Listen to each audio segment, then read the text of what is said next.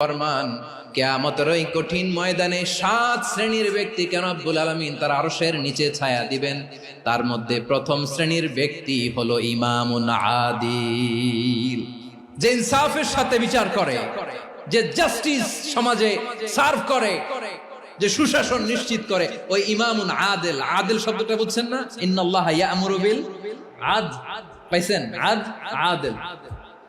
7 শ্রেণীর ব্যক্তিকে আল্লাহ তাআলা সুশীতল আরশের নিচে ছায়া দিবেন, যেদিন তার দেয়া ছায়া ছাড়া কোনো ছায়া থাকবে না। এর প্রথম হচ্ছে ইমামুন আদিল, ন্যায়পরায়ণ শাসক। চিল্লায় বলেন সুবহানাল্লাহ। আবার বিশ্বনবী বললেন, ইন্নাল মুকসিতিনা ইনদাল্লাহি আলা মানাবিরা মিন নূর আন ইয়ামিনির রহমান। কিয়ামতের দিন যারা ন্যায় পরায়ণ হিসেবে আল্লাহর সামনে দাঁড়াবে, কিয়ামতের দিন রব্বুল আলামিন তার আরশের ডান দিকে ওই ন্যায় পরায়ণ লোকদের জন্য আরশের ডান দিকে